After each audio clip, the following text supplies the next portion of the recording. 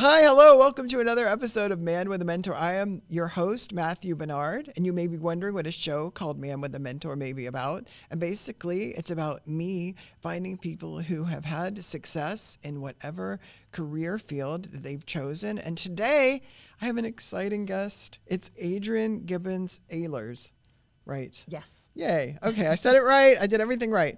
So I'm going to read something quickly about you, so our audience knows everything about you. Adrienne Gibbons Oehlers is an assistant professor at Wittenberg University in Ohio, where she teaches courses in theater history, acting, directing, and musical theater. Adrienne holds a BA in music from Barnard College and an MA and PhD in theater from the Ohio State University, or when I was growing up, it was just OSU. She is currently working on her first book, The Radio City Rockettes, a history of 100 years of American precision dancers. Welcome, Adrienne. Thank you so much.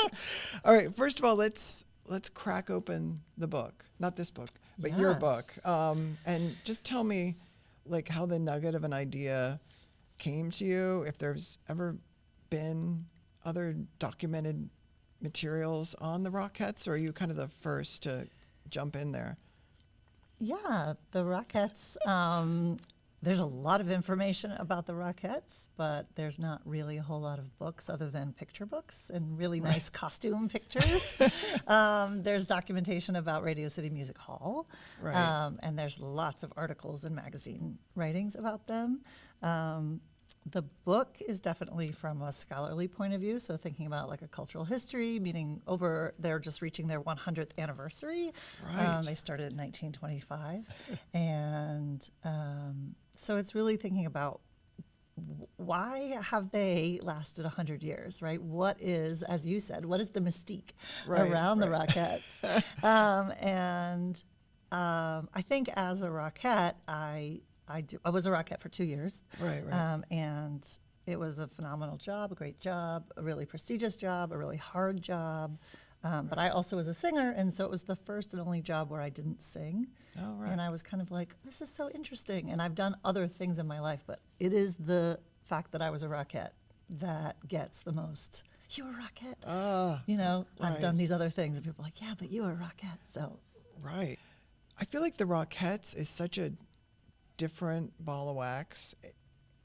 How do you think, like, I'm going to learn to kick and do precision moves like that? If that is your goal in life, where do you learn that? Like, it doesn't seem like any of that is in traditional dance or movement classes. Am I right or am I wrong?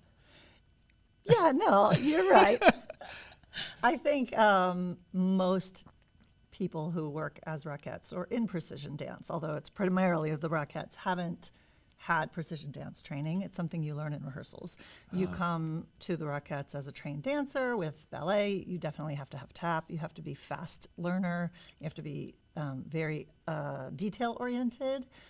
If you have been in like a marching band or something like that, you have a little leg up, so to speak.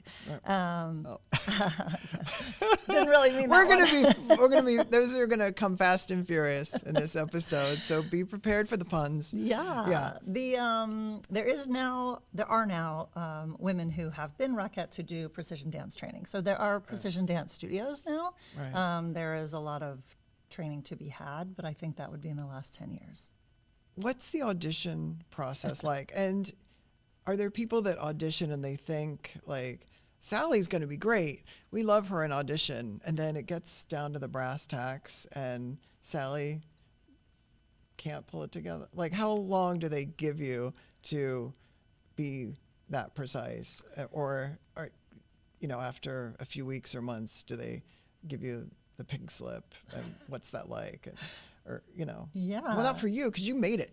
But, I mean, were there girls that didn't make it? I think there are there are a lot of women who have to audition multiple times, myself included. So I auditioned 3 years before I got in, and that's pretty normal, to be honest. A lot of times you are learning precision dance through the audition, the audition is really intense. It's a really full day of auditions, and then you come back for callbacks.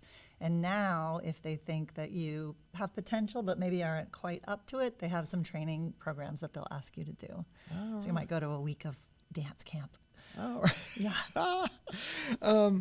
Well, let's go back, like maybe when you were little. And did you always have a itch to scratch for performing? I think it was a slow progression. I always loved theater and dance and music. I was very, as my mother would say, in my own fantasy world, in my own head. And I loved singing to the record player, which we had, and dressing up in costumes. I had an older sister who danced. Oh, right. But I'm one of 6 kids. I'm the 5th of 6. So certainly the cliche is true. Some of it is just I wanted attention. And I started dancing kind of late in life for dancers. I started around 8, but I only took tap. I just took tap once a week. And so I really didn't become super strong in dance I didn't take dance regularly until more like 15, 16. Oh, wow. Yeah. But I did theater. I did musical theater. I thought of myself as a singer primarily. And so that's why I like the Rockette thing. Working as a dancer who didn't have to sing was a little bit like, whoa, this is really different. Do you think Rockettes, they want to do it all? Do they mind not singing, or are they fully trained for musical theater and they don't care? Or do you think there's some people that can only dance and they don't want to sing? Yeah, I think it fills a hole. There's certainly dancers who can't sing, and there aren't a whole lot of places, especially tap dance. If you're a tap dancer, you want to either be on Broadway or a Rockette, and if you're on Broadway, you have to sing. So if you are a tap dancer who can't sing, then the Rockettes is a great place to be. Right. Well, I feel like ballerinas too are known for singing. Yeah, no, true. Right. Of course. I'm thinking about like theater dance. Right. Yeah. But there are, because right now, if you're working as a Rockette, it's mostly, most Rockettes, it's a seasonal thing from October to January. And so the rest of the year, you're doing other gigs. A lot of people work as fitness instructors, dance instructors, but a lot of them do musicals and sing and do all kinds of things. So It depends. Right. How does that work? Like, do you get paid for the season that you're in, or are they paying you more over like a 6-month period of time? So you're like getting those stable checks, or how does it work? It depends on how much into the weeds you want to go. As someone who's a historian, I can tell you all the details. But most Rockettes, when they get hired, you get paid for rehearsals. I think 6 weeks of rehearsals. You get paid for rehearsals, and then you have the shows, which I think they just open on November 6th, and there's 2 casts, so they alternate. And so one starts a little bit earlier, and then they're sort of alternating which shows they do during the really busy season, because there are 6-8 shows a day. And then one cast kind of lingers into the first week of January. So you get paid for all of that. And then there are certain Rockettes who are asked to do things like specials. There's usually, marketing events in the summer, pre-production work where you're developing a new dance, tours where you might go promote something. So those are, right now there's a list called the 60% list, which every year there's a group of Rockettes. 60% of the list doesn't have to audition again. Oh, right. If you do one season, are they begging you to come back, or do you have to like reapply? You have to re-audition every year. Oh my gosh. But they like returning Rockettes because bringing in new Rockettes, like they did not have a Christmas show over COVID. So the next year they had just a huge amount of newbies or rookies, and that's a lot. That's a lot. A lot of the returning Rockettes help the newbies sort of get their footing, so to speak. Right. Oh, number 2. Later, as you got older and you were high school and you were thinking, where do I want to go for continuing my education? How did those decisions come to you? Like, what were the factors that were bringing certain colleges or places to light to you? Yeah, I was a good student. My parents wanted me to go to a good college, and I was very set on being in New York City. And I really wanted, I remember as a sophomore saying, could I just go to a conservatory and then I can dance, and because they were very concerned that I was doing too much extracurricular activities. They're like, if we can just, I said, well, if I can just dance and sing and do theater and not worry about my grades, I'll go to a conservatory. And they said no. You know, for me, I was capable of going to a good college, and my parents really didn't want me to limit myself at that time. And they also really thought that it was unlikely that I was going to have a career in theater. I was not the big star of my high school. You know, I just kind of was somebody who did a lot of stuff, and they were like, oh, those are nice hobbies. So they were kind of shocked when I continued on and on and on. I know. I had a deep confidence that my parents instilled in me as a young woman and as a young smart woman, that I could do anything I wanted to do, but I had a lack of confidence in terms of my theater career. So I think I fought for it more, and I wanted it more because I was coming from behind as I saw it, right? So when I graduated from college with a BA in music, I was thinking about maybe going into opera, but I was a dancer, so I was like, you know, let me audition for 1 year, and this is going to be my job for a year, and I'm going to audition for everything. I was already in New York City, and if I don't get any jobs in a year, then I'll move on. But I just sort of had to do it just to see. Right. And I got my first job, which was a chorus line with Tony Stevens, who's an amazing director, choreographer who's passed away, but he was Fosse's assistant, and he was part of the original tapings in a chorus line. So I got that as my first summer job. How did you feel about your journey starting and how it was going? I think that, and this is still something in my life, I'm a little bit of a multi-tool. Like I'm not the best ballerina, and I'm probably not the best singer, but I can do a lot of things really well. Right. And so that served me really well in musical theater. It serves me now as a professor who does a lot of different things. Right. And so I think I took every job as a gift. I was kind of shocked with every time I got a job, I was like, can I do this? Can I do this? And I would just work really hard. I am an incredibly hard worker, and I'm ambitious, and I just keep going. Yeah, and I think I had a healthy dose of critical self-analysis, where I remember in a dance class, I would always say, if I go into a ballet class, because I started ballet early, the first half, or the first, third is a technique class at the bar. I'm probably the worst one at the bar. And then we go into the middle, and I'm now in the middle section. I just got better at the more sort of movement oriented I got. And then we would learn a dance where you had to be musical and you had to remember stuff, and I would all of a sudden be one of the better ones in the room. So there was different parts of dance that I was better at. If there was a little girl who saw a Rockettes show and thought, I want to do that when I grow up, what would be good advice? Yeah, I think most of it's training. Train and practice and take your classes, and if you audition and don't get cut, you do get cut, then you have to go and audition again, right? So again, the fact that so many Rockettes had to audition many times, but for any show, how many no's? I think you get 100 no's for every yes. Right. So just knowing that, being ready for that. And then there's things that are out of your control, if you are the best flute player in the world and you audition for an orchestra, but they're not looking for a flute. It doesn't matter how good you are, and that's not in your control, right? Oh, right, yeah. So you just have to be the best flute and wait, and then again, that sort of opportunity meets your skill level.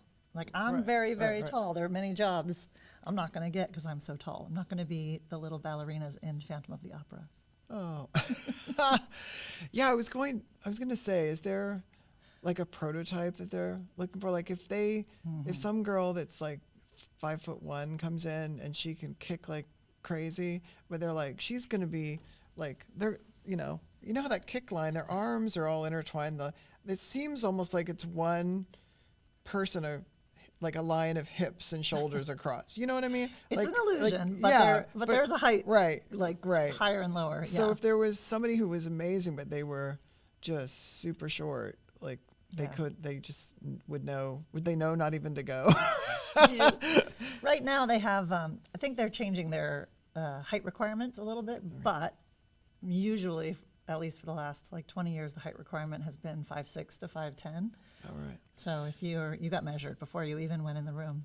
if someone was thinking, should I go to college? Should I go to ballet school? Or should I just go to New York with the training that I have and just do it? Because there's a time factor. There's a bit of a ticking clock, right? And, I saw Black Swan. You know what I mean? Like when you get to be in your early 30s, mid 30s, late 30s, they kind of want to shuffle you off and get the new blood in. You know what I mean? So some people are like, I'm going to go when I'm 17. I'm going to graduate from high school and I'm going to go and I'm going to like make it happen and study there. Would you recommend that, or would you recommend not doing that and waiting till you're more settled and have more behind you? Well, certainly as a mother, I would say go to college. It really, it's one of those things that really depends on the person. You have to be pretty self-assured and someone who can really make things happen at 17. 17 is young. So in the ballet world, the lifespan is much shorter than other worlds. And so there's ways in which you would want to be in you'd be in companies and apprenticeships, and there's like a sort of method and apprenticeship programs for ballerinas. Going cold is really hard if you don't have somebody to like hold your hand and help you through. So part of going to college is making those connections too, and just knowing who you are. I don't really know how you audition if you don't know who you are. I feel like, 'cause we have this book out here. This was from when you were in The Producers. Were there certain shows that you felt like, this is my show. I can do this. It's fun. Were there other shows that you maybe could have auditioned for, or you did, where once you kind of got the theme or the feeling of it, you were like, oh, this is not going to be fun? There's, it depends. I think sometimes there were definitely shows or jobs I took because I needed the money or the health insurance. There are jobs that I was like, I don't know why I'm not getting this. I've auditioned for Chicago so many times. Like, I can't believe. And then there are shows like Cabaret. I was like, well, I did Cabaret 3 times. I could do it 3 more times. Right. I would love to do it. And then auditioning for things like The Producers. I had auditioned for Susan Stroman before. I knew very clearly that I was her type, that I moved very well in her choreography. It's a very classic style of musical theater. It fit my voice really well. It definitely was one of those auditions where I was like, I feel really good at the end of the audition, even if I don't get this job. Like, she likes me, she'll remember me. That went very well. Right. That happens a lot, where you don't get the job, but you are like, that was a step forward in my career because I did really well, or I made it to the end, or I impressed somebody. Right. Was there any thoughts in your mind of pursuing TV and film in New York, or you were like, no, that's a whole another kettle of fish? Yeah, both. I think if it fell in my lap, I would have. Certainly in the 2000s, there was less TV and film happening there.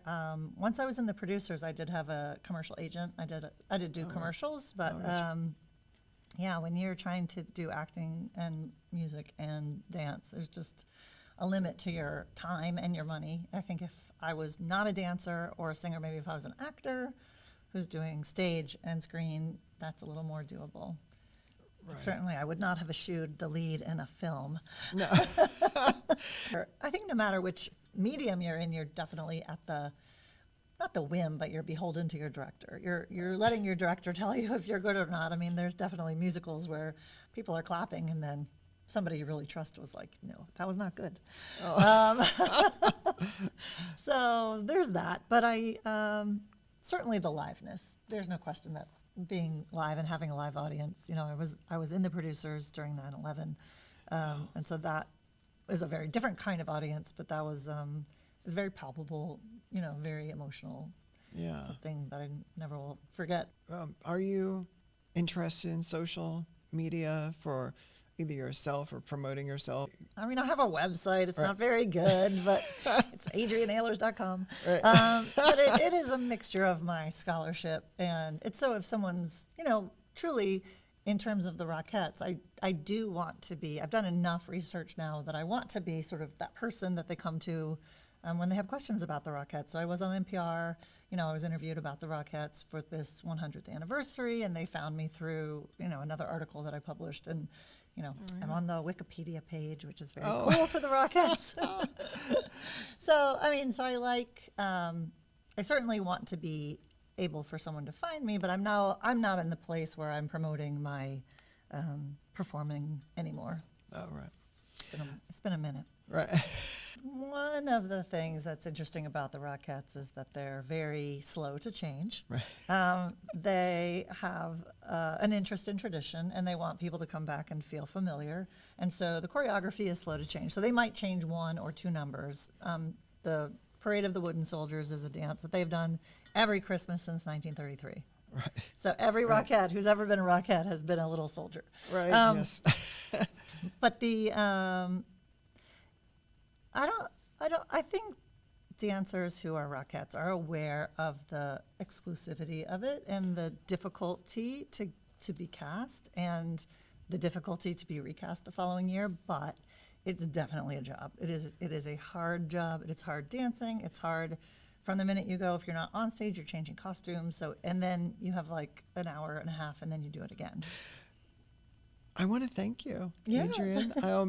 Go ahead and tell people your site again, where people can find out information about you. Sure. It's AdrienneOehlers.com, and Oehlers is a hard name. It looks like Oehlers. Right. That's what I thought. Yep. We will put that on the video for this so people can see it, spell it, and know what it is. So if you want to learn more about the Rockettes, you can follow Right. my writings. Right. But I didn't ask you about teaching at Wittenberg. Yes. Let's Okay, talk about that okay. before we go. 'Cause I have some. Yeah, I forgot about Yeah. that. We just got, we were kicking it with the Rockettes. Number 3. I do love it. I got my PhD at the Ohio State University, OSU, and such a huge university, of course, right? Yeah. So It's what like 7 miles across. Yeah. And whatever, yeah. gorgeous and amazing. Yeah. I thought it was a lot. Yeah. Like when I went there, I was just like, this is a little too much for Matt to take on. It's a small city. Yeah, it really is. Yeah. And there's so many amazing things. And as a researcher, but for me, Wittenberg is a very small liberal arts college in Springfield. And what I love about it is the sort of community orienting. We have a theater and dance major that is open to anyone. There's no auditions to become a major. So, and then our performances, you can be a major or you can be a nursing major, and you can come in and audition and be a lead in our show. So the theater is there for everyone, which is really fun. Yeah. And then for me, one of the reasons I was really thinking about getting a master's or a terminal degree in dance versus theater, and it's funny because I was a Rockette and we've been talking all about that, but I kind of got into the acting game later and just loved that, and I love directing. And so I teach a lot of acting, I do a lot of directing, I teach theater history. I really don't do much teaching in the dance world, and that's fine. Yes, thank you, Adrienne. This has been Adrienne Gibbons Oehlers. Indeed. Yes, and I want to thank her for being on the show today. And if you'd like to share or tell people to watch Man with a Mentor, thank you. Bye. Thank you.